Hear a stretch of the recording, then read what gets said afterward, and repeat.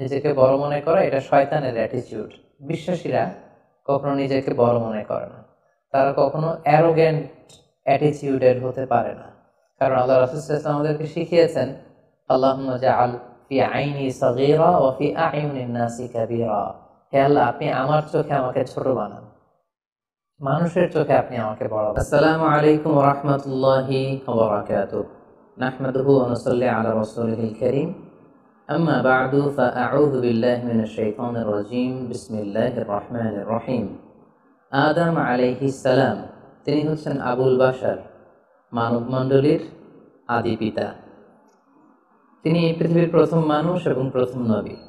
গোটা মানবমণ্ডলীর মধ্য থেকে আল্লাহ তাআলা আদম আলাইহিস সালামকে পৃথিবীর প্রথম মানুষ এবং প্রথম নবী হিসেবে বাছাই করেছেন। আর আমরা পৃথিবীতে যারা আছি, আমরা সবাই হচ্ছি বানি আদম বা আদম আলাইহিস সালামের বংশধর। আল্লাহ তাআলা আদম আলাইহিস সালামকে সৃষ্টি করার অনেক আগে এই পৃথিবীতে প্রথমে জিন তৈরি করেছিলেন। আল্লাহ তাআলা ইরশাদ করছেন, ওয়াল জান্না খলাকনাহু মিন ক্বাবলু মিন নারিস সামুম। আর আমি মানব জাতি সৃষ্টির অনেক আগে প্রজ্বলিত আগুনের শাখা থেকে জিন জাতিকে তৈরি করেছি। আল্লাহ তাআলা যখন আদম আলাইহিস সালামকে সৃষ্টি করবেন বলে চিন্তা করলেন, আল্লাহ তাআলা সিদ্ধান্তটি ফেরেশতাদের সাথে শেয়ার করলেন। আল্লাহ তাআলা বললেন, ইন্নী জাইলুন ফিল আরদি খলিফা। ও ফেরেশতারা, আমি পৃথিবীতে আমার রিপ্রেজেন্টেটিভ, আমার প্রতিনিধি হিসেবে মানুষ তৈরি করতে যাচ্ছি। যেহেতু জিন জাতিরা পৃথিবীতে আদম আলাইহিস সালামের আগেই অনেক রক্তপাত করেছিল, বিশৃঙ্খলা সৃষ্টি করেছিল, সেই অভিজ্ঞতার আলোকে, সেই ডিসকাশনে, আল্লাহ তাআলার সাথে ফেরেশতাদের ডিসকাশনে ফেরেশতারা তাদের মতামত পেশ করলেন। তারা বললেন তাদের অভিজ্ঞতার আলোকে, ক্বালু আতাজআলু ফিহা মান ইউফসিদু ফিহা ওয়া ইয়াসফিকুদ দিমা। অর্থাৎ, হে আল্লাহ, আপনি কি এমন কোনো জাতি তৈরি করবেন যারা পৃথিবীতে ফাসাদ সৃষ্টি করবে, ক্যাওস করবে, রক্তপাত করবে? নাহনু নুসাব্বিহু বিহামদিকা ওয়া নুকদ্দিসু লাক। আমরা তো আপনার তাসবিহ পড়ি, আপনার প্রশংসা করি, আমরাই তো ভালো, কেন আপনি আবার মানুষ বানাতে যাবেন? আল্লাহ তাআলা বললেন, ইন্নী আ'লামু মা লা তা'লামুন। যে ফেরেশতারা, আমি এমন কিছু জানি যেটা তোমরা জানো না। আল্লাহ তাআলার এই সিদ্ধান্তের কথা যখন তিনি ফেরেশতাদেরকে জানিয়ে দিলেন যে আমি মানুষ বানাতে যাচ্ছি, ততবার আল্লাহ তাআলা তার সিদ্ধান্ত অনুযায়ী তিনি মানুষ তৈরি করলেন। আদম আলাইহিস সালাম হচ্ছে পৃথিবীর সর্বপ্রথম মানব। তিনি আদম আলাইহিস সালামকে মাটি থেকে তৈরি করেছেন। এই ভূপৃষ্ঠের যত জায়গায় যত ধরনের মাটি আছে, সব মাটিগুলোকে সেখান থেকে কিছু কিছু অংশ নিয়ে আল্লাহ তাআলা আদম আলাইহিস সালামকে তৈরি করলেন। আল্লাহ তাআলা ইরশাদ করছেন, ইন্নী খালিকুম বাশারাম মিন তিন। নিশ্চয় আমি মানব জাতিকে মাটি থেকে তৈরি করেছি। এজন্য বলা হয়ে থাকে মাটির মানুষ, বা আদম হচ্ছে মাটির তৈরি। বেসিকলি আমরা সবাই আমাদের মা এবং বাবা থেকে তৈরি হয়েছি, তাদের স্পার্ম থেকে, ওভাম থেকে। যেহেতু মানুষের এই বীর্য বা স্পার্মটি আমাদের খাবার দাবারের একটা শক্তি রস বা নির্যাস, এবং আমাদের খাবার দাবার, ফলমূল, এগুলো আসে বেসিকলি মাটি থেকে। সেই দিকে ইঙ্গিত করে আমাদেরকে বলা হয় যে আমরাও হচ্ছি মাটির তৈরি। আদম আলাইহিস সালামকে আল্লাহ তাআলা সরাসরি মাটি থেকে তৈরি করলেন, এবং এই সৃষ্টি প্রক্রিয়ার তিনটি ধাপ ছিল। প্রথমত আল্লাহ তাআলা মাটিগুলোকে এঁটেল মাটিতে রূপ দিলেন, যেটাকে কোরআন বলেছে তিনুন লাযিব। তারপর সেই এঁটেল মাটিতে আল্লাহ তাআলা বৃষ্টি বর্ষণ করলেন, ফলে সেটা হয়ে গেল হামাইম মাসনুন, মানে কাদা মাটি। এরপর কাদা মাটির সে দলা দিয়ে আল্লাহ তাআলা সেখানে হিট দিলেন, প্রচন্ড তাপ দিলেন। তাপ দিয়ে সেই মাটির দলাটিকে তিনি বানালেন সলসলিন কাল ফখর, ঠনঠনে পোড়া মাটি। এবং সেই ঠনঠনে পোড়া মাটির যে কাঠামো, আল্লাহ তাআলা আদম আলাইহিস সালামের স্ট্রাকচার দিলেন, কাঠামো দিলেন, এবং সেই কাঠামোর ভেতরে আল্লাহ তাআলা রূহের ফুৎকার দিলেন। আল্লাহ বললেন, ফাইদা সাওয়াইতুহু ওয়া নাফাখতু ফীহি মির রূহি। যখন আমি আদমকে তৈরি করলাম, তখন then I breathed into him my spirit, আমি তার ভেতরে আমার রূহের ফুৎকার দিলাম। ফলে আদম আলাইহিস সালাম জীবিত মানুষ হিসেবে সর্বপ্রথম আবির্ভূত হল। আমরা যদি সহিহ বুখারীর দিকে তাকাই, তাহলে দেখব যে সহিহ বুখারীতে সাইয়েদনা আদম আলাইহিস সালামকে যখন আল্লাহ তাআলা তার আকৃতি দিয়েছেন, অবয়ব দিয়েছিলেন, তার হাইট কত ছিল, কত লম্বা তিনি ছিলেন, সে ব্যাপারে সহিহ বুখারীতে এসেছে ওয়াকানা তুলহু সিত্তুনা যিরাআন, 60 বিঘত তিনি লম্বা ছিলেন। আমাদের হাতের এই কনুই থেকে আঙ্গুল পর্যন্ত এই জায়গাটিকে বলা হয় 1 বিঘত। সেই হিসেবে তিনি ছিলেন 60 বিঘত লম্বা, 60 কিউবিট। এবং সহিহ মুসলিমের একটি বর্ণনা থেকে আমরা জানতে পারি জুমার দিন আল্লাহ তাআলা আদম আলাইহিস সালামকে তৈরি করেছিলেন। ইয়াউমুল জুমআতি ফীহি খুলিকা আদম, জুমার দিনে আল্লাহ তাআলা আদম আলাইহিস সালামের সৃষ্টি প্রক্রিয়া এটাকে তিনি সম্পন্ন করেছেন।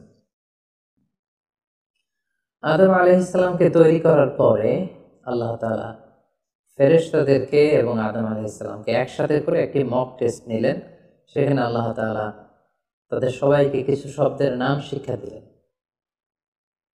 এবং আদম আলাইহিস সালামকে ফেরেশতাদের সামনে এনে ফেরেশতাদেরকে আল্লাহ তাআলা বললেন যে এগুলোর নাম যদি তোমরা আমাকে বলতে পারো তাহলে বলো। আল্লাহ তাআলা বললেন আম্বিউনি বিআসমাই হাউলাই ইন কুনতুম সাদিকিন। ফেরেশতাদের প্রথমে প্রশ্ন করা হলো, বলো তো এগুলোর নাম কি? ফেরেশতারা উত্তর করতে পারলেন না। অতঃপর আদম আলাইহিস সালামকে লক্ষ্য করে আল্লাহ যখন বললেন ইয়া আদম আম্বিহুম বিআসমাইহিম, হে আদম তুমি এই জিনিসগুলোর নাম সবাইকে শুনিয়ে দাও। ফালাম্মা আম্বাআহুম বিআসমাইহিম, আদম আলাইহিস সালাম যখন একটার পর একটা সবগুলো জিনিসের নামকরণ করে ফেলতে পারলেন, সবগুলো জিনিসের নাম বলতে পারলেন, ক্বালা আলাম আকুল লাকুম ইন্নী আ'লামু গায়বাস সামাওয়াতি ওয়াল আরদ, আল্লাহ তাআলা ফেরেশতাদের বললেন আমি কি তোমাদেরকে বলিনি যে আমি আকাশ জমিনের গায়েবের সমস্ত বিষয়ের ধারক এবং বাহক, সব বিষয়ের জ্ঞান আমার কাছে আছে।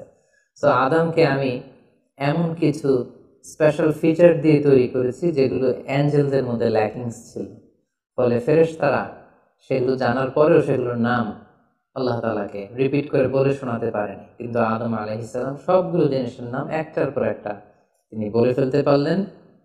এবং এ থেকে প্রমাণিত হয় যে আল্লাহ তাআলা এখানে ফেরেশতাদের অপারগতা এবং আদম আলাইহিস সালামের শ্রেষ্ঠত্বের প্রমাণ তিনি এখানে স্থাপন করলেন।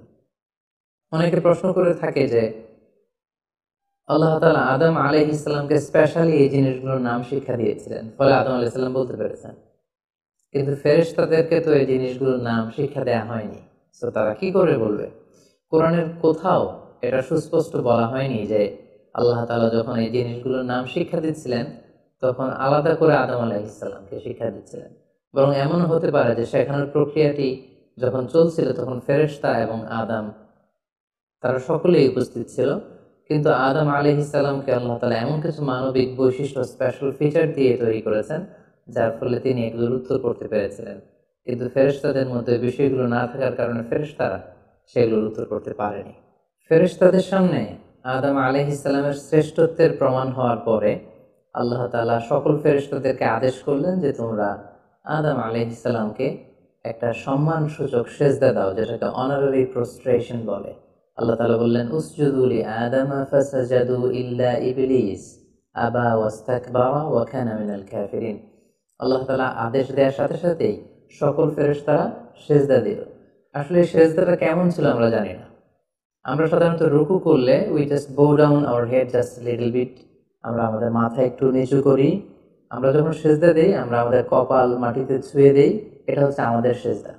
কিন্তু ফেরেশতাদের সেজদা আসলে আদতে কেমন ছিল আমরা জানি না।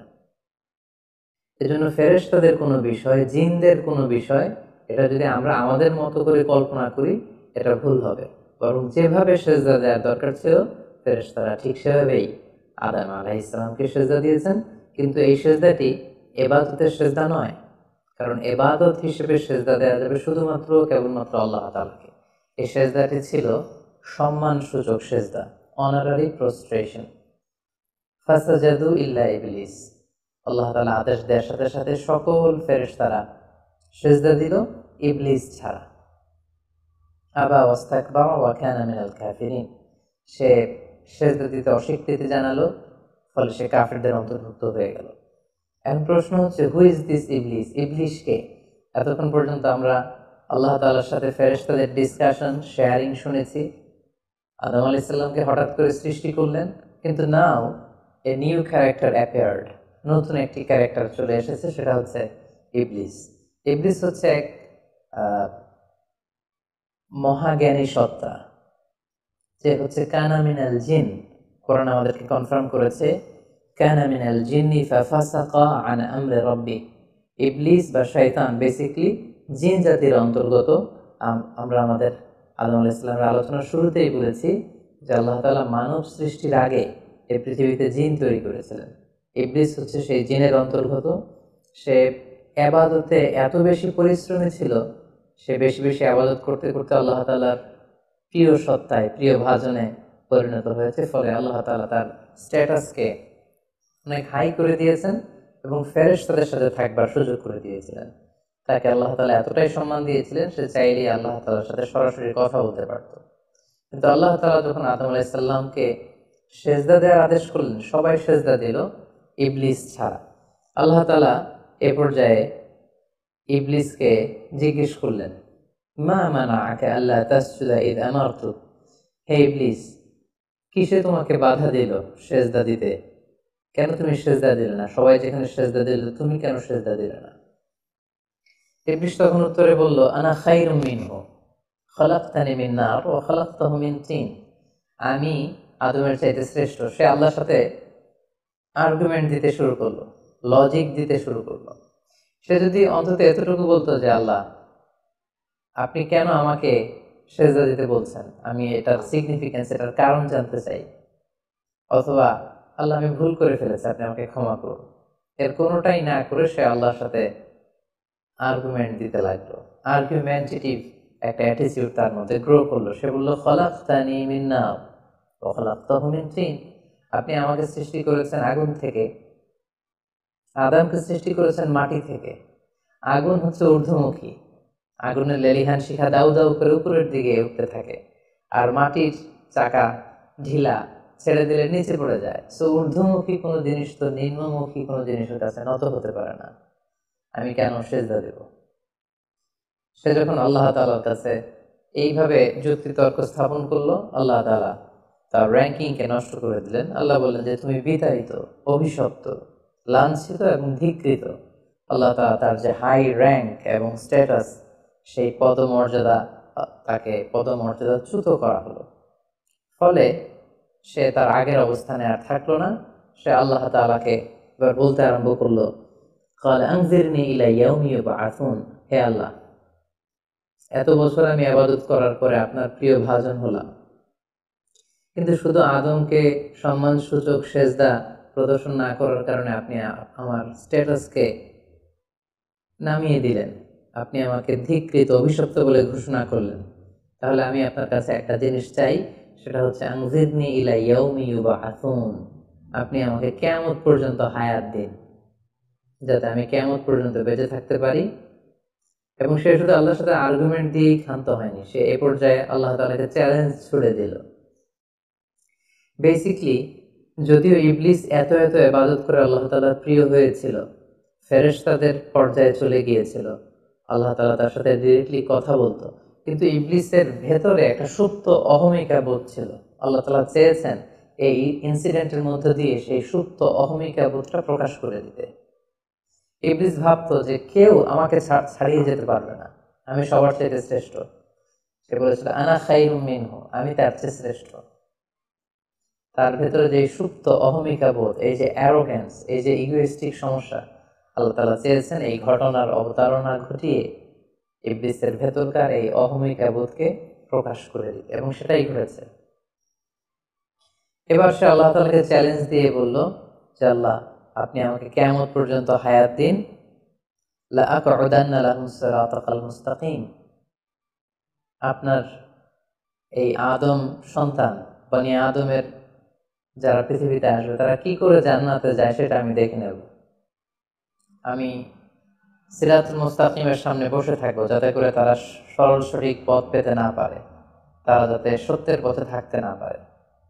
আমি তাদেরকে সুম্মা লাআতিয়ান্নাহুম মিন বাইনি আইদিহিম ওয়া মিন খালফিহিম ওয়া আন আইমানিহিম ওয়া আন শামাইলিহিম, সামনে থেকে, পেছন থেকে, ডান দিক দিয়ে, বাঁ দিক দিয়ে, সব দিক দিয়ে আমি তাদেরকে কুমন্ত্রণা দিব, ধোঁকা দিব, টেম্পটেশন দিব, হুইসপারিং করব। ওয়ালা তাজিদু আকসারাহুম শাকিরিন। আপনি তাদেরকে শুকরগুজার, কৃতজ্ঞ বান্দাদের অন্তর্ভুক্ত পাবেন না।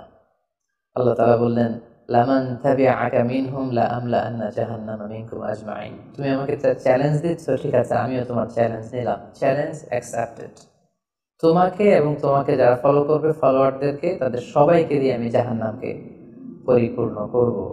আল্লাহ তাআলা ইবলিসকে কিয়ামত পর্যন্ত হায়াত দিলেন, তার চ্যালেঞ্জ গ্রহণ করলেন, এবং ইবলিসও তার মিশন এবং ভিশন ফিক্স করে নিল যে যে আদমের কারণে আজকে আমি এতটা ধিকৃত, অভিশপ্ত, লাঞ্ছিত, সে আদমকে এবং সে আদমের সন্তানদেরকে, বনি আদমকে আমি জাহান্নামে ঢুকানোর আগ পর্যন্ত ক্ষান্ত হব না। এবং আল্লাহ রাসূল সাল্লাল্লাহু আলাইহি ওয়াসাল্লাম বললেন যে ইন্না শাইতানা ইয়াজরি মিনাল ইনসানি মাজরাদ দাম। মানুষের রক্ত প্রবাহের সাথে ইবলিস মিশে যেতে পারে, সেখানে যে সে কুমন্ত্রণা দিতে পারে। সেই ঘটনার পর থেকে আল্লাহ তাআলার সৃষ্টির, দুইটি শক্তিশালী সৃষ্টির মধ্যে তৈরি হয়ে গেল চিরশত্রুতা, চিরবিদ্বেষ, চিরদ্বন্দ্ব, শয়তান আর বনি আদম। আদম আলাইহিস সালামকে যখন সেজদা করতে বলা হলো, সবাই সেজদা করলো, কিন্তু ইবলিস সেজদা করলো না। এই ঘটনার পর আদম আলাইহিস সালাম কেমন যেন একটু একাকিত্ব এবং অস্থিরতা ফিল করতে লাগলেন, লোনলিনেস। কারণ তার কোনো সাথী নেই, সঙ্গী নেই, প্রতিবেশী নেই, বন্ধু নেই, বান্ধব নেই, কেউ নেই। মানুষ হিসেবে তিনি কেবল একা, বড়ই একা। তার এই অস্থিরতা, তার এই একাকিত্ব, তার এই লোনলিনেসকে আল্লাহ তাআলা বুঝতে পেরে তার একজন সঙ্গিনী তৈরি করলেন। তিনি হচ্ছেন হাওয়া আলাইহিস সালাম, এই পৃথিবীর প্রথম মানবী। এবং আল্লাহ তাআলা বললেন, ওয়াজআলা মিনহা যাওজাহা লিয়াসকুনা ইলাইহা। আল্লাহ তাআলা তার থেকেই তার একজন সাথী, তার সঙ্গিনী তৈরি করলেন, যার সান্নিধ্যে যে স্থির হতে পারে, সে প্রশান্তি পেতে পারে। অন্যত্র আল্লাহ তাআলা বলছেন, খালাকা মিনহা যাওজাহা ওয়া বাসসা মিনহুমা রিজালান কাসীরান ওয়া নিসাআ। আল্লাহ তাআলা আদমের মধ্য থেকে তার সাথীকে বা তার জোড়াকে, অর্থাৎ হাওয়াকে তিনি তৈরি করলেন, এবং এই আদম আর হাওয়া থেকে গোটা বিশ্বের সকল মানব মণ্ডলীকে তিনি তৈরি করেছেন। আদম আলাইহিস সালামের কোন জায়গা থেকে হাওয়া আলাইহিস সালামকে তৈরি করা হয়েছে? সহিহ বুখারীতে এসেছে, খুলিকনা মিন তিলা, পাঁজরের হাড় থেকে। আদম আলাইহিস সালামের বাম পাঁজরের উপর দিকের বাঁকা হাড় থেকে আল্লাহ তাআলা হাওয়া আলাইহিস সালামকে তৈরি করেছেন। হাওয়া শব্দটি এসেছে আরবি শব্দ হাই থেকে। হাই মানে জীবিত, প্রাণবন্ত। যেহেতু জীবন্ত আদম থেকে ওনাকে সৃষ্টি করা হয়েছে, তাই তাকে হাওয়া বলা হয়। অথবা আদম আলাইহিস সালাম হাওয়া আলাইহিস সালামের সঙ্গ পেলেই তিনি উজ্জীবিত হয়ে ওঠেন, প্রাণোচ্ছল হয়ে ওঠেন, এজন্য ওনাকে হাওয়া বলা হয়। তাহলে পৃথিবীর প্রথম মানবী হাওয়া আলাইহিস সালামকে আল্লাহ তাআলা আদম আলাইহিস সালামের নিঃসঙ্গতা, একাকিত্ব এবং লোনলিনেস যে ফিলিংটা, এটা দূর করার জন্য তার একজন সঙ্গী তিনি ঠিক করে দিলেন, আদম এবং হাওয়া। ইংরেজিতে বলা হয় অ্যাডাম অ্যান্ড ইভ। এবং আল্লাহ তাআলা তাদের দুজনকে জান্নাতে থাকবার পারমিশন দিলেন। আল্লাহ তাআলা বললেন, ওয়াকুলনা ইয়া আদম উসকুন আনতা ওয়া যাওজুকাল জান্নাহ। আদম, তুমি আর তোমার স্ত্রী বা তোমার সঙ্গিনী দুজনে মিলে জান্নাতে থাকো।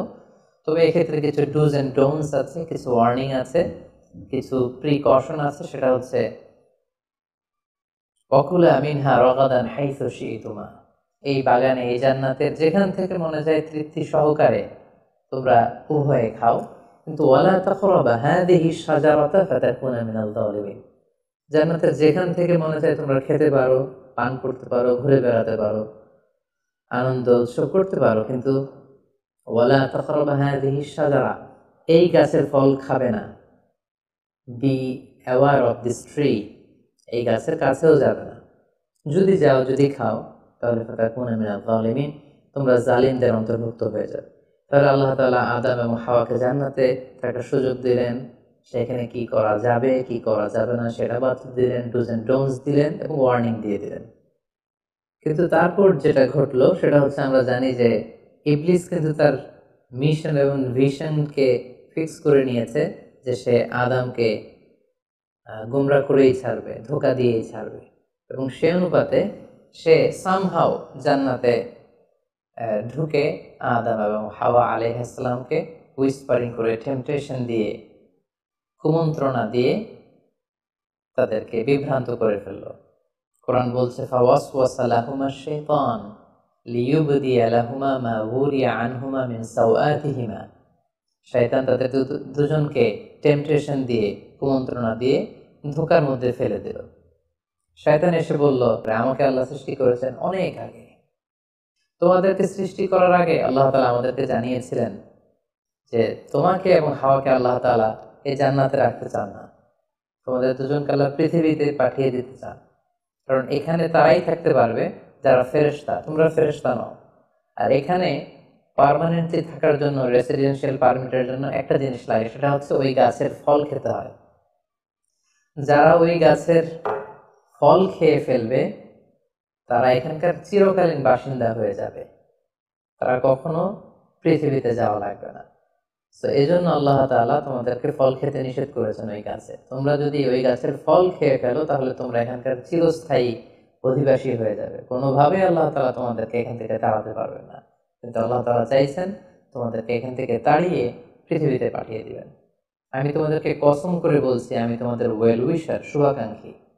শয়তান বলল যে ওয়াকাসামাহুমা ইন্নী লাকুমা মিনান নাসিহিন, নিশ্চয় আমি তোমাদের জন্য শুভাকাঙ্ক্ষী, তোমরা আমার কথা শোনো। যদি এখানে আরামে দিনাতিপাত করতে চাও তাহলে তোমরা এই ফল খাও, ফলে তোমাদেরকে আর কোথাও যাওয়া লাগবে না। আদম আলাইহিস সালাম আল্লাহ তাআলার সে দেয়া ডুজ এন্ড ডোন্টস, সে ওয়ার্নিং এর কথা ভুলে তিনি এবং তার স্ত্রী ওই নিষিদ্ধ ফল থেকে খাওয়া শুরু করলেন। এবং খাওয়ার সাথে সাথেই ফালাম্মা যাকা শাজারাতা বাদাত লাহুমা সাওআতুহুমা ওয়া তাফিকা ইয়াখসিফানি আলাইহিমা মিন ওয়ারাকিল জান্নাহ। ওই নিষিদ্ধ গাছের ফল খাওয়ার সাথে সাথেই আদম আলাইহিস সালাম এবং হাওয়া আলাইহিস সালামের গায়ে যে জান্নাতি পোশাক ছিল, অটোমেটিক্যালি সেই পোশাক খুলে পড়তে আরম্ভ করলো। ওনারা উলঙ্গ হয়ে যেতে লাগলেন। তড়িঘড়ি করে ওনারা জান্নাতের বিভিন্ন পাতা এনে, বিভিন্ন লতা পাতা এনে ওনাদের প্রাইভেটকে ওনারা ঢাকলেন। এবং তখনই ওনারা বুঝতে পারলেন, আমরা কি করলাম, আমরা তো মহাভুল করে ফেলেছি, আমরা তো আল্লাহ তাআলার আদেশ অমান্য করেছি। আল্লাহ তাআলার সাথে সাথে বললেন, আলাম আনহাকুমা আন তিলকুমা শাজারা, আদম এটা তোমরা কি করলে, আমি তো এটা কখনো এক্সপেক্ট করিনি, আমি কি তোমাদেরকে নিষেধ করিনি এই গাছের ফল খেতে? এবং আমি কি তোমাদেরকে বলে দিইনি যে ইন্না শাইতানা লাকুম আদুউম মুবিন, শয়তান তোমাদের সুস্পষ্ট চিরশত্রু? কেন তোমরা এই কাজটা করলে? আদম আলাইহিস সালাম এবং হাওয়া আলাইহিস সালাম ওনারা লজ্জিত হলেন, ওনাদের কাজের জন্য ওনারা লজ্জিত হলেন। আল্লাহ তাআলা বলছেন, ওয়ালাকাদ আহিদনা ইলা আদামা মিন ক্বাবলু ফানাসিয়া ওয়া লাম নাজিদ লাহু আজমা। আমি আদমকে ওসিয়ত করেছিলাম যে এই কাজটা তুমি করো না, কিন্তু আদম আলাইহিস সালাম ভুলে গিয়েছেন। আল্লাহ তাআলার আদেশ পালনে আল্লাহ বলছেন, আমি আদমকে দৃঢ় প্রত্যয়ী পাইনি। ফলে আদম আলাইহিস সালাম এবং হাওয়া আলাইহিস সালাম ওনারা নিজেদের ভুল বুঝতে পারলেন এবং অনুতপ্ত হলেন, লজ্জিত হলেন, আল্লাহ তাআলার কাছে ক্ষমা চাইতে লাগলেন। আল্লাহ তাআলা তাদেরকে ক্ষমার কিছু বাক্য শিখিয়ে দিলেন। ফাতালাক্কা আদামু মির রাব্বিহি কালিমাত, কিছু বাক্য শিখিয়ে দিলেন। সে বাক্যগুলো কি ছিল? সেগুলো ছিল রব্বানা যালামনা আনফুসানা ওয়া ইল্লাম তাগফির লানা ওয়া তারহামনা লানাকুনান্না মিনাল খাসিরিন। হে আল্লাহ, আমরা জুলুম করে ফেলেছি আমাদের নাফসের উপর, আমরা ভুল করেছি। আপনি যদি আমাদেরকে ক্ষমা না করেন, যদি রহম না করেন, আমরা তো ক্ষতিগ্রস্তের অন্তর্ভুক্ত হয়ে যাব। আদম আলাইহিস সালাম এবং হাওয়া আলাইহিস সালাম উভয়ে অনুতপ্ত হলেন, লজ্জিত হলেন এবং চোখের পানি ছেড়ে এই দোয়াটি পড়ে পড়ে আল্লাহ তাআলার কাছে ক্ষমা চাইলেন এবং আল্লাহ তাআলা তাদের উভয়কে ক্ষমা করে দিলেন। এবার আল্লাহ তাআলা তাদের দুজনকে বললেন, যেহেতু তোমরা আমার আদেশকে মান্য করতে পারোনি, সেজন্য তোমাদেরকে পৃথিবীতে চলে যেতে হবে। ইহবিতু বা'দুকুম লিবা'দিন আদু, তোমাদেরকে পৃথিবীতে নামিয়ে দেয়া হলো। ওয়ালাকুম ফিল আরদি মুস্তাকাররু ওয়া মাতাউন ইলা হিন, এই পৃথিবী হবে তোমাদের আবাসস্থল। এই পৃথিবীতে অনেক জীবন উপকরণ তোমাদের জন্য থাকবে। ফিহা তাহিয়াউন ওয়া ফিহা তামুতুন ওয়া মিনহা তুখরাজুন, you live there, you die there, and you will be resurrected from there. তোমরা পৃথিবীতে বসবাস করবে, পৃথিবীতেই তোমাদের মৃত্যু হবে এবং এই পৃথিবীর কবর থেকেই, মাটি থেকেই তোমাদেরকে আবার আমি পুনরুত্থান করব। And this is my decision. Adam আলাইহিস সালাম এবং হাওয়া আলাইহিস সালাম পৃথিবীর প্রথম মানব এবং মানবীকে জান্নাত থেকে আল্লাহ তাআলা পৃথিবীতে নামিয়ে দিলেন এবং আল্লাহ বললেন যে তোমাদেরকে নামিয়ে দিয়ে আমি ক্ষান্ত হচ্ছি না, ফাইম্মা ইয়াতিয়ান্নাকুম মিন্নি হুদান, আমার গাইডেন্স তোমাদের কাছে আসবে। ফামান তাবিআ হুদায়া ফালা ইয়াযিল্লু ওয়ালা ইয়াশকা, আমার দেয়া পথ নির্দেশিকা এবং গাইডেন্স যারা মেনে চলবে তারা কখনো পথভ্রান্ত হবে না, তারা কখনো গোমরা হবে না। অতঃপর আল্লাহ তাআলা তাদের দুজনকে পৃথিবীতে নামিয়ে দিলেন। আদম এবং হাওয়া কোথায় নামিয়ে দিলেন এ ব্যাপারে ঐতিহাসিকদের মধ্যে মতভেদ পাওয়া যায়। কিছু কিছু ঐতিহাসিকগণ বলেন যে আদম আলাইহিস সালামকে মক্কা এবং তায়েফের মাঝখানে দাহনা নামক একটা জায়গা আল্লাহ নামিয়ে দিয়েছেন। কোনো কোনো বর্ণনা মতে পাওয়া যায় যে আদম আলাইহিস সালামকে আল্লাহ তাআলা ইন্ডিয়ান সাবকন্টিনেন্টে শ্রীলঙ্কার সিংহাল নামক একটা জায়গায় পাঠিয়েছেন এবং তারা সেখানে অ্যাডামস পিক নামে একটি পাহাড়ের কথা বলে থাকেন, যেখানে আদম আলাইহিস সালামের ফুটপ্রিন্ট বা পায়ের ছাপ সংরক্ষিত আছে বলে অনেক ঐতিহাসিকগণ মত প্রকাশ করেছেন।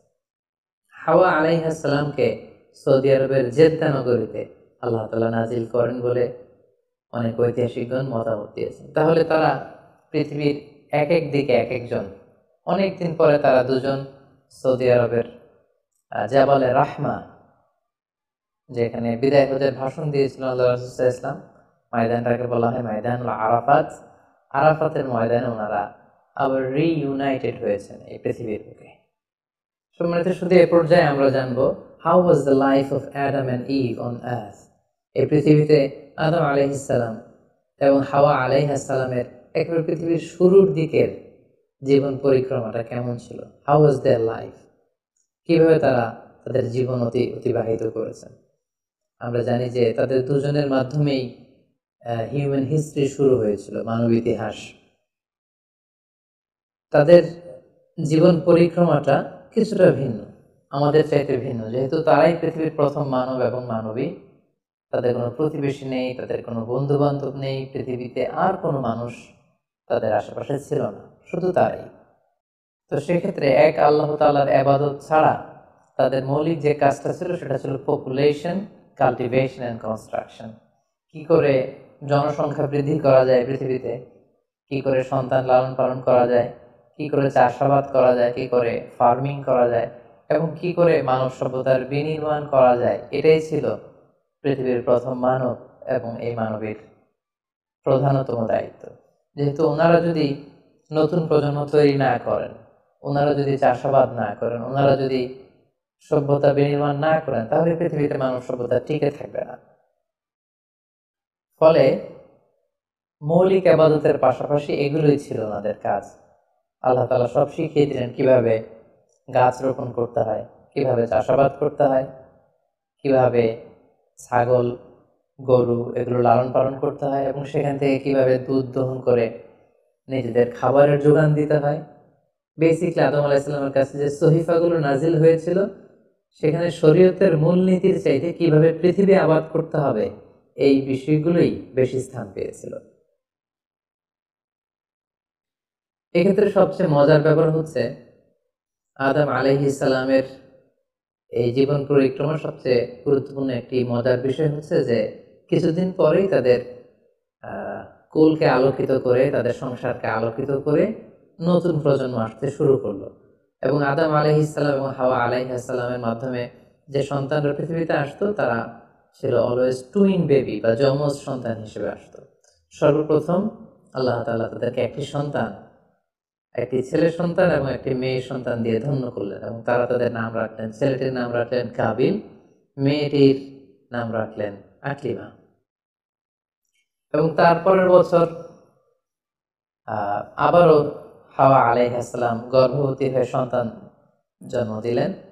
সেক্ষেত্রেও একটি ছেলে একটি মেয়ে, কারণ এই ছেলে মেয়েদের বিয়ে দেওয়ার তখন পদ্ধতি ছিল এই বছর যেই ছেলে জন্মগ্রহণ করেছে সেই ছেলের সাথে পরের বছরের মেয়ের বিয়ে হতো এবং এই বছর যে মেয়ে জন্মগ্রহণ করেছে তার সাথে পরের বছরের ছেলের সাথে এভাবে ক্রসিং সিস্টেমে বিয়ে হতো। যেহেতু পৃথিবীতে আর কোনো মানুষ তাদের আশেপাশে ছিল না, ফলে নিজেদের ভাই বোনদের মধ্যে বিয়ে হতো, তবে উলট পালট করে। তো এর ফলে বাই ডিফল্ট আদম আলাইহিস সালামের ছেলে কাবিলের ভাগ্যে এসে জুটল তার পরের টার্নের যে বোন জন্মগ্রহণ করেছে হাবিলের সাথে, তার নাম ছিল লাবুদা। লাবুদার সাথে কাবিলের বিয়ে হবে এবং হাবিলের সাথে ইকলিমার বিয়ে হবে, এটাই ফিক্স করা হলো। কিন্তু এখানে একটি সমস্যা দেখা দিল, সেটি হচ্ছে ইকলিমা ছিল খুবই সুন্দরী, she was a very beautiful lady. ফলে কাবিল এটা মেনে নিতে পারেনি। সে প্রশ্ন উত্থাপন করলো যে কেন আমি লাবুদাকে বিয়ে করব? লাবুদা হচ্ছে কিছুটা শ্যামলা প্রকৃতির, আমি তাকে বিয়ে করব না, বরং আমার সাথে আমার যে বোন জন্মগ্রহণ করেছে সে ইকলিমাকে আমি বিয়ে করব। আদম আলাইহিস সালাম বললেন, না, এটা আল্লাহর দেয়া আদেশ। তোমার সাথে তোমার যে যমজ বোন জন্মগ্রহণ করেছে তাকে তুমি বিয়ে করতে পারবে না, বরং তোমার পরে হাবিল এবং লাবুদা যে জন্মগ্রহণ করেছে সে লাবুদা হবে তোমার স্ত্রী, এবং তোমার সাথে তোমার যে বোন আকলিমা জন্মগ্রহণ করেছে সে আকলিমা হবে হাবিলের স্ত্রী। কিন্তু কাবিল এটা সহজে মেনে নিতে পারেনি। ফলে সে এখানে প্রশ্ন উত্থাপন করলো এবং সে বলল যে আমি আকলিমাকে বিয়ে করতে চাই। দেখা দিল এক মহা সমস্যা। তখন আল্লাহ তাআলা আদম আলাইহিস সালামকে জানিয়ে দিলেন, ঠিক আছে, হাবিল এবং কাবিলকে কুরবানি করতে বলো, যার কুরবানি কবুল হবে সেই আকলিমাকে পাবে। এবং তখন কোরবানির সিস্টেম ছিল, কোরবানি করে চলে আসার পরে আকাশ থেকে আগুন এসে যেই কোরবানিকে ঝলসে দিত, সেই কোরবানিটা আল্লাহ তাআলার কাছে কবুল হয়েছে বলে ধরে নেওয়া হতো। আদম আলাইহিস সালামের ছেলে কাবিল বেসিকলি চাষি ছিল, সে এক বস্তা গম আল্লাহ রাস্তায় কোরবানি করলো। আর হাবিল সে মেষ চড়াতো, ছাগল চড়াতো, সে একটি বকরি জবাই করে আল্লাহ রাস্তায় কুরবানি করলো এবং তারা অপেক্ষা করতে লাগলো যে কার কুরবানি কবুল হয়। দেখা গেল আকাশ থেকে আগুন এসে হাবিলের বকরি বা ছাগলটাকে ঝলসে দিয়েছে, কিন্তু কোনো আগুন এসে কাবিলের গমের বস্তাকে বা গমের স্তূপকে ঝলসে দেয়নি। ফলে প্রমাণিত হলো যে হাবিলের কুরবানি আল্লাহ তাআলার দরবারে কবুল হয়েছে এবং আল্লাহ তাআলার দেয়া আগের বিধান অনুযায়ী হাবিলই আকলিমাকে বিয়ে করার সুযোগ পাবে। এই কথাটি আল্লাহ তাআলা খুব সুন্দর করে কোরআনুল কারীমে উল্লেখ করেছেন। আল্লাহ বলছেন, ফাতুকুব্বিলা মিন আহাদিহিমা ওয়া লাম ইউতাকাব্বাল মিনাল আখার। তাদের একজনের কুরবানি কবুল হলো, আরেকজনের ঠিক হলো না। ফলে হাবিল আকলিমাকে বিয়ে করার সুযোগ পেল। কিন্তু কাবিল এতে আরো প্রচন্ড জেলাসি ফিল করতে লাগলো।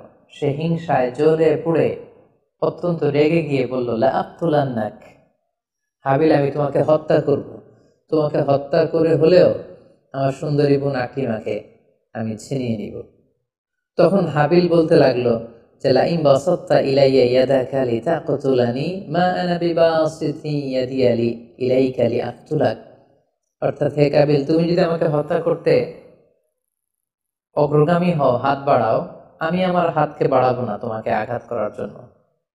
কারণ তুমি যদি আমাকে হত্যা করো তাহলে আমার পাপ, তোমার পাপ সবটাই তোমার ঘাড়ে বর্তাবে, আর আমি এত বড় পাপ কাজ কখনোই করতে চাই না। কাবিল এই কথাতেও ক্ষান্ত না হয়ে সে হত্যা করতে উদ্ধত হলো এবং সে তার কথা মতো তার ভাই হাবিলের উপর চড়াও হয়ে আক্রমণ করে তার আপন ভাই হাবিলকে সে হত্যা করে ফেলল। কোরআন বলল, ফাকাতালা ফাসবাহা মিনাল খাসিরিন। কাবিল হাবিলকে হত্যা করে ফেলল। প্রতিহিংসার অনলে জ্বলে পড়ে শয়তানের কুমন্ত্রণায় পৃথিবীর প্রথম হত্যাকাণ্ড, the first murder ever in the world, পৃথিবীর প্রথম হত্যাকাণ্ড সংঘটিত হলো এবং হত্যাকারী ছিল আদম আলাইহিস সালামের ছেলে কাবিল। এবং এই পৃথিবীর প্রথম নিহত মানুষের নাম হচ্ছে হাবিল। সহিহ বুখারীতে আল্লাহ রাসূল সাল্লাল্লাহু আলাইহি ওয়াসাল্লাম ইরশাদ করেছেন, আউয়ালু মান সান্নাল কতলা। কাবিল হচ্ছে ওই ব্যক্তি যে পৃথিবীতে সর্বপ্রথম হত্যা ট্র্যাডিশন চালু করেছে। কাবিলের আগে কেউই পৃথিবীতে হত্যাকাণ্ড ঘটায়নি। ফলে হাবিল হচ্ছে পৃথিবীর প্রথম শহীদ বা প্রথম নিহত মানুষ। এবং কাবিল যেহেতু এই হত্যার ট্র্যাডিশন করেছে, এই মার্ডারের ট্র্যাডিশন করেছে, ফলে পৃথিবীতে যারাই এই বিচার বহির্ভূত হত্যা বা অন্যায়ভাবে কাউকে হত্যাকাণ্ডের সাথে জড়িত হবে তার একটি পার্সেন্টেজ গুণা কিয়ামত পর্যন্ত কাবিলের ভাগেও এটি যেতে থাকবে। এখন যে মজার ব্যাপারটি ঘটেছে সেটি হচ্ছে, কাবিল যখন হাবিলকে আক্রমণ করেছে, হাবিলকে নিহত করেছে, হত্যা করেছে, হত্যা করার পরে হাবিল লাশ হয়ে শুয়ে রইল।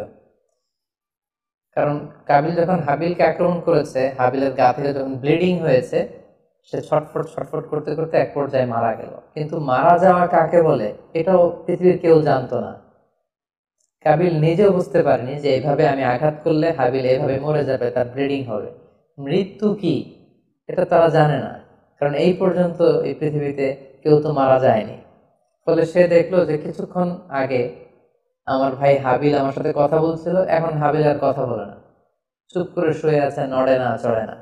কাবিল তার ভাইকে কাঁধে নিয়ে ঘুরতে লাগলো। কি করবে, সে কথা বলে না কেন? কারণ এটা যে মৃত্যু, দিস ইজ দ্য ডেথ, এটা তাদের জানা ছিল না। এবং তার ভাইয়ের লাশকে সে কি করবে সে নিজে বুঝতে পারছিল না। তখন হাবিলকে শিক্ষা দেওয়ার জন্য আল্লাহ তাআলা একটি কাককে পাঠালেন।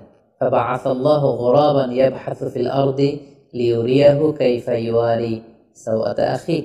দুইটি কাক এসে একটি কাক আর একটি কাককে হত্যা করলো, এবং হত্যাকারী কাকটি তার ঠোঁট দিয়ে তার পা দিয়ে মাটি খুঁড়ে গর্ত করে সেই গর্তের ভেতরে মৃত কাকটিকে ফেলে আবার মাটি দিয়ে ঢেকে ফেললো। এই দৃশ্যটি হাবিল দেখে বুঝতে পারলো যে আমাকেও, আমার কাবিল দেখে বুঝতে পারলো আমাকেও একই কাজ করতে হবে।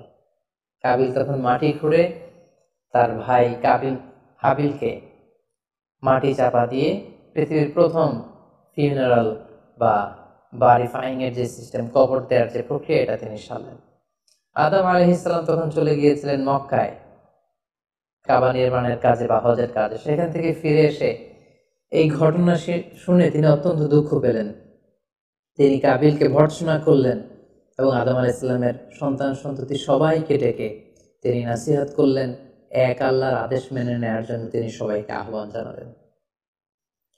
হাবিলের পরবর্তীতে আল্লাহ তাআলা এওয়াদান আন হাবিলের পরিবর্তে তিনি শীস আলাইহিস সালামকে আদম আলাইহিস সালামের ছেলে হিসেবে পৃথিবীতে দান করলেন। হাওয়া আলাইহিস সালামের কোল জুড়ে পৃথিবীতে আসলো শীস, এবং তার সাথে তার টুইন বোন হাজরা পৃথিবীতে আসলো।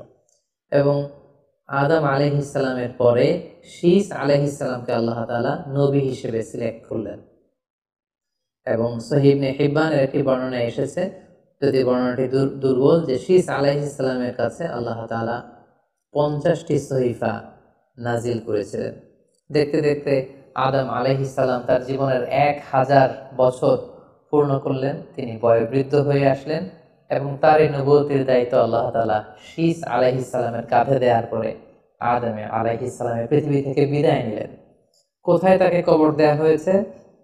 ঐতিহাসিকদের মধ্যে একাধিক মত পাওয়া যায়। কোনো কোনো বর্ণনা মতে ওনাকে মক্কাতে কবরস্থ করা হয়েছে, কোনো কোনো ঐতিহাসিক বর্ণনা মতে ওনাকে বাইতুল মাকদাসে কবরস্থ করা হয়েছে। আর ঠিক এভাবেই পৃথিবীর প্রথম মানব এবং প্রথম নবী আদম আলাইহিস সালাম এই পৃথিবী থেকে বিদায় নিয়ে পরপারে পাড়ি জমালেন। সম্মানিত শুধু আদম আলাইহিস সালামের এই জীবনী থেকে আমাদের জন্য কি শিক্ষা? কেন আল্লাহ তাআলা কালামুল্লাহ মাজিদে কোরআনুল কারীমে নবীদের ঘটনাগুলো বর্ণনা করেছেন? কেন আদম আলাইহিস সালামের ঘটনা আমাদেরকে শুনিয়েছেন? নিশ্চয়ই এর পেছনে কারণ রয়েছে। সেটি হচ্ছে আমরা যাতে করে এই জীবনী থেকে আমাদের প্রাত্যহিক জীবনের জন্য শিক্ষা, লেসন, এগুলো যাতে গ্রহণ করতে পারি। আদম আলাইহিস সালামের এই বর্ণাঢ্য জীবনী থেকে, সংগ্রামী জীবনী থেকে আমরা কি শিখতে পারি, কি কি লেসন আমাদের জন্য রয়েছে, এ পর্যায়ে আদম আলাইহিস সালামের জীবনী থেকে শিক্ষাগুলো আমরা আলোচনা করব। আদম আলাইহিস সালামের জীবনী থেকে প্রথম যে শিক্ষাটা আমরা পাই সেটা হচ্ছে সৃষ্টির জন্য অহংকার করা বা অ্যারোগেন্স এটা শোভা পায় না। অহংকার করা এটা হচ্ছে স্রষ্টার বৈশিষ্ট্য। কোনো সৃষ্টি কখনো অহংকার করতে পারে না। আল্লাহ তাআলা বলেছেন হাদিসে কুদসিতে, আল কিবরিয়া উরিদাই, অহংকার হচ্ছে আমার চাদর, এজন্য যে অহংকার করবে ওকে আমি জাহান্নামে নিক্ষেপ করব। কিন্তু শয়তানের ক্ষেত্রে আমরা এই মিস্টেকটাই দেখেছি। সে অহংকারের ফাঁদে পা দিয়ে আল্লাহ তাআলার আদেশ অমান্য করেছে এবং সে ধিক্কৃত, অভিশপ্ত একটা সত্তায় পরিণত হয়েছে। এবং সে বলেছে যে আনা খায়রুম মিনহু, আমি আদমের চাইতে শ্রেষ্ঠ। কোনো বিশ্বাসী, কোনো প্র্যাকটিসিং মুসলিম কখনো নিজেকে বড় মনে করতে পারে না। ইসলাম আমাদেরকে এটা শেখায় না। নিজেকে বড় মনে করা এটা হচ্ছে শয়তানের স্বভাব, যেটা আমরা আদম আলাইহিস সালাম এবং শয়তানের যে ঘটনা, ইনসিডেন্ট, সেখান থেকে আমরা জানতে পারলাম। নিজেকে বড় মনে করা এটা শয়তানের অ্যাটিটিউড। বিশ্বাসীরা কখনো নিজেকে বড় মনে করে না, তারা কখনো অ্যারোগেন্ট অ্যাটিটিউডের হতে পারে না। কারণ আল্লাহ রাসূল সাল্লাল্লাহু আলাইহি ওয়াসাল্লাম আমাদেরকে শিখিয়েছেন, আল্লাহুম্মা জাআল ফি আইনি সাগীরা ওয়া ফি আ'ইউনিন নাসি কাবীরা, হে আল্লাহ, আপনি আমার চোখে আমাকে ছোট বানান, মানুষের চোখে আপনি আমাকে বড় বানান। আপনি নিজেকে কখনো বড় বলে উপস্থাপন করতে পারবেন না। আপনি বড়, এটা আপনার মুখে বলা শোভা পায় না, বরং আপনি বড় কিনা ছোট এটা মানুষ প্রমাণ করবে, সেটা মানুষ ডিসাইড করবে। এজন্য আল্লাহ রাসূল সাল্লাল্লাহু আলাইহি ওয়াসাল্লাম বলতেন, হে আল্লাহ, আমার চোখে আপনি আমাকে ছোট বানান, মানুষের চোখে আপনি আমাকে বড় বানান।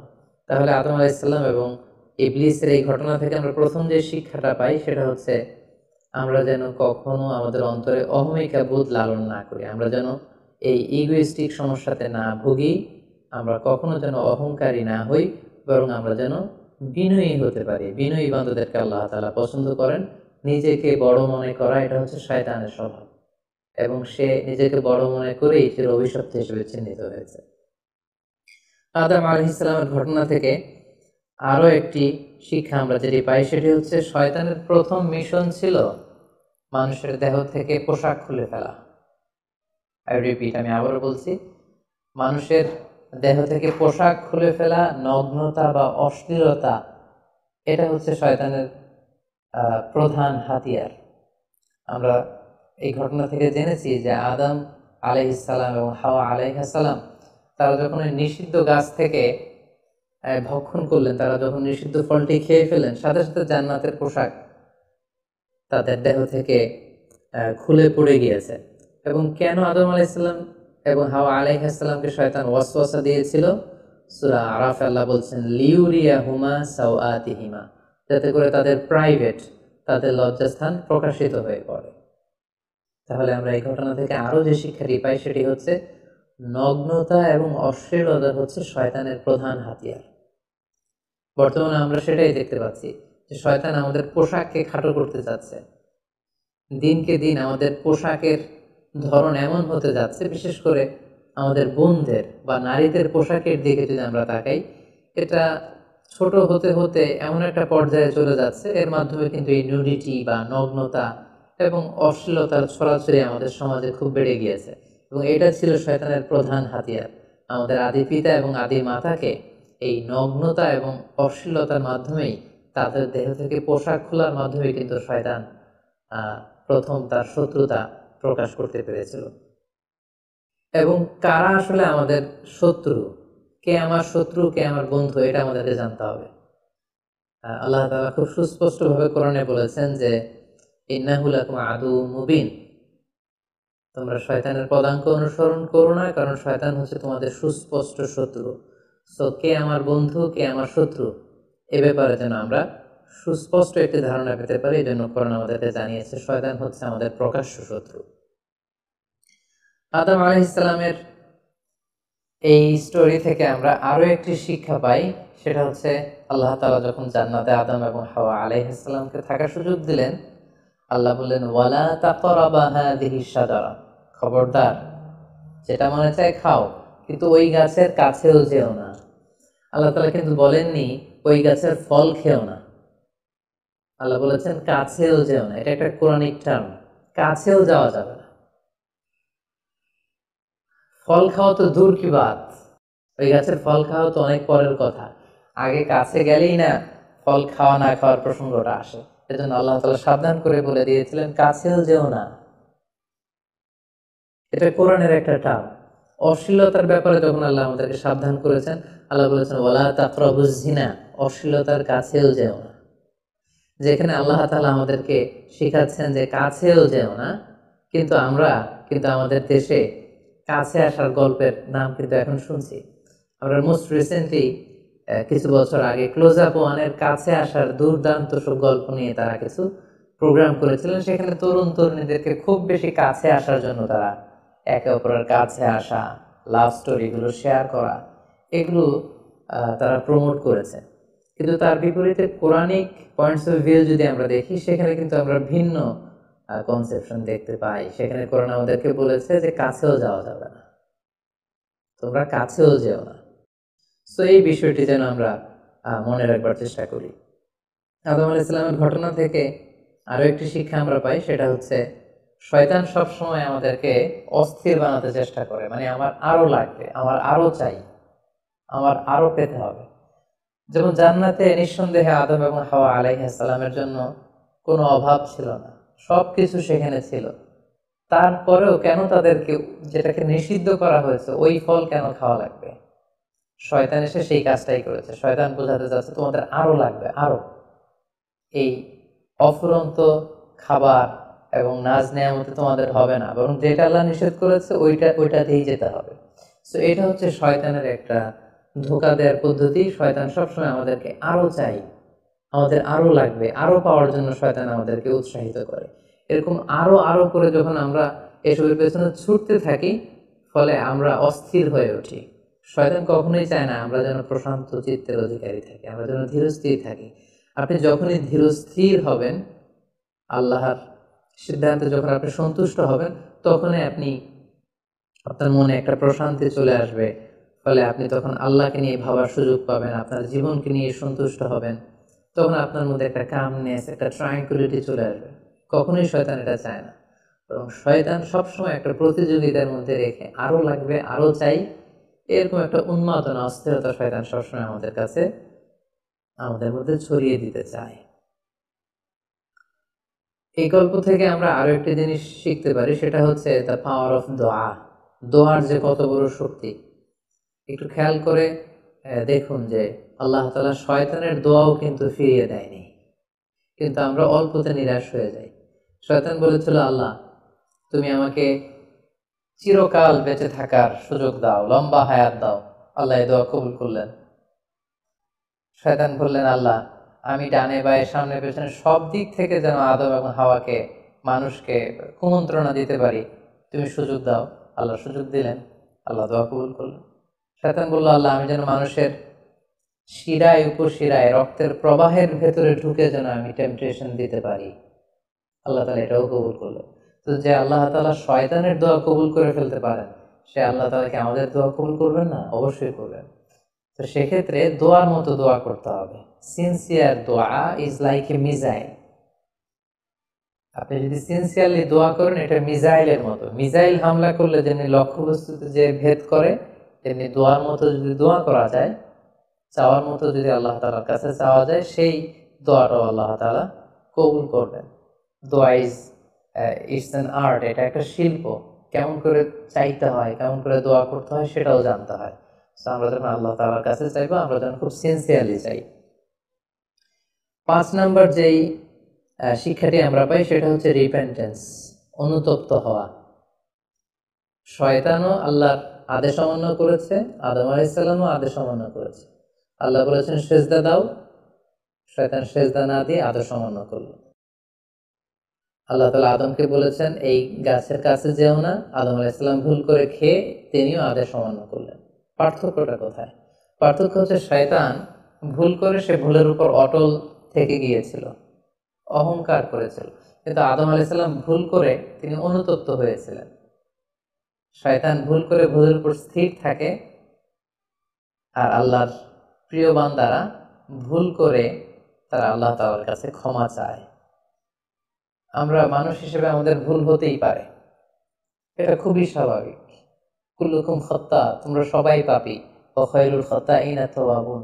এই পাপীদের মধ্যে সবচেয়ে শ্রেষ্ঠ পাপী হচ্ছে যে পাপী পাপ করার পরে আল্লাহ তাআলার কাছে তওবা করে, অনুতপ্ত হয়। অনুতপ্ত বান্দার চোখের পানির যে কত পাওয়ার, জাহান্নামের আগুন কোনো কিছু দিয়ে নেভানো সম্ভব না, কিন্তু অনুতপ্ত বান্দার চোখের পানি দিয়ে জাহান্নামের আগুন নিভে যায়। একজন বান্দা যখন ভুল করে, পাপ করে, ভুল বুঝতে পেরে অনুতপ্ত হয়ে চোখের পানি ছাড়ে, তার চোখের পানি চোখ বেয়ে, তার নাকের ডগা বেয়ে মাটিতে পড়ার আগে আল্লাহ অনুতপ্ত বান্দার সব গুনাহ মাফ করে দেন। তাই আমরা যেন আল্লাহ তাআলার কাছে অনুতপ্ত হতে পারি। শয়তান আল্লাহকে সেদিন চ্যালেঞ্জ দিয়ে বলেছিল, আল্লাহ আমি দেখে নেব কি করে তুমি তোমার বান্দাদেরকে জান্নাতে ঢুকাও। আল্লাহ তাআলা বললেন, চ্যালেঞ্জ অ্যাকসেপ্টেড, তোমার চ্যালেঞ্জকে আমি গ্রহণ করলাম।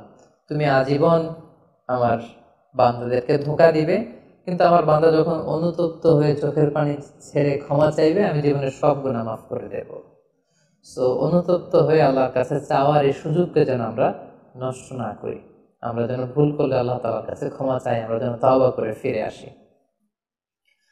6 নাম্বার যে শিক্ষাটি আমরা আদম আলাইহিস সালামের গল্প থেকে পাই, সেটা হচ্ছে our life is full of struggle.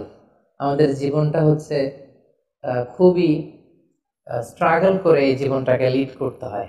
এখানে অনেক ইফোর্ট দিতে হয়। দুনিয়াকে বলা হয় দারুল আসবাব, পরিশ্রম করে লড়াই করে নিজের অবস্থানকে এখানে জানান দিতে হয়। প্রতিকূল পরিবেশে কিভাবে আপনি টিকে থাকবেন, দুর্যোগ মোকাবেলা করে কিভাবে আপনি টিকে থাকবেন, সেটার শিক্ষা কিন্তু এই পৃথিবীতে আছে।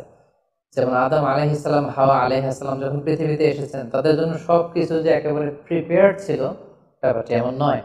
ওনাদেরকে কষ্ট করতে হয়েছে, ওনাদেরকে চাষাবাদ করতে হয়েছে, মেষ পালন করতে হয়েছে, গাছ রোপণ করতে হয়েছে, ঝড় ঝঞ্ঝা বন্যা, এই প্রতিকূল পরিবেশে তাদেরকে টিকে থাকার লড়াই করতে হয়েছে। ফলে এই পৃথিবীতে টিকে থাকতে হলে লড়াই করতে হয়, সংগ্রাম করতে হয়। এই জীবনটা হচ্ছে সংগ্রামময় একটা জীবন। ফলে আদম আলাইহিস সালামের এই সংগ্রামী জীবন থেকে আমরা এটাও বুঝতে পারি যে এখানে আমাদেরকে টিকে থাকার জন্য লড়াই করে করে নিজের অস্তিত্বের জানান দিতে হবে। সর্বশেষ আদম আলাইহিস সালামের জীবনী থেকে যে আমরা শিক্ষাটি পাই, সেটা হচ্ছে এই পৃথিবীতে অনেক ধরনের ফিতনা আছে, এর মধ্যে নারী ঘটিত ফিতনা একটি বড় ধরনের ফিতনা। এবং এই পৃথিবীর প্রথম যে হত্যাকাণ্ড, সেটা নারী ঘটিত কারণেই হয়েছে। এবং সহিহ মুসলিম আল্লাহ রাসূল সাল্লাল্লাহু আলাইহি ওয়াসাল্লাম বলেছেন, ফাইন্না আউওয়ালা ফিতনাতি বানি ইসরাঈল কানাত ফিন নিসা, বনি ইসরাইলের প্রথম ফিতনাও নারীদের ব্যাপারেই ঘটেছে। এবং আল্লাহ রাসূল বলেছেন, আমার পরে তোমাদের জন্য নারীদের ফিতনার চাইতে বড় কোনো ফিতনা আমি রেখে যাইনি। ফলে এই নারী ঘটিত ফিতনা থেকে আমাদেরকে সাবধান থাকতে হবে। বর্তমানেও যখন আমরা পত্রপত্রিকায় খুলি, প্রায়ই কিন্তু আমরা এই ধরনের অশ্লীলতা, নগ্নতা, ধর্ষণের মতো জঘন্য ঘটনার কথা আমরা শুনি। এতে করে আমরা বুঝতে পারছি যে নারী ঘটিত ফিতনাটা আসলেই অনেক বড় ফিতনা। এক্ষেত্রে আসলে নারীদেরকে ব্লেম করা হচ্ছে না, এক্ষেত্রে উভয়ই সমানভাবে অপরাধী। নারী পুরুষ উভয়কে আল্লাহ তাআলা তাদের চোখকে অবনমিত রাখতে বলেছেন। এই হাদিস দ্বারা এটা প্রমাণ হয় না যে নারীদেরকে ব্লেম করা হচ্ছে, বরং ঘটনাটা যেহেতু নারী কেন্দ্রিক, সেহেতু নারী ঘটিত ফিতনার কারণে পৃথিবীতে প্রথম হত্যাকাণ্ড ঘটেছে। এবং এখনো এই জাতীয় ঘটনার কারণে অনেক ধরনের ফাসাদ ফিতনা সমাজে ছড়িয়ে পড়ছে। তো আমাদেরকে আদম আলাইহিস সালামের জীবনী থেকে আরো একটি শিক্ষা হচ্ছে, এই নারী ঘটিত ফিতনা থেকে বেঁচে থাকার জন্য নারী পুরুষ উভয়কেই তাদের নজর বা দৃষ্টির লাগাম টেনে ধরতে হবে।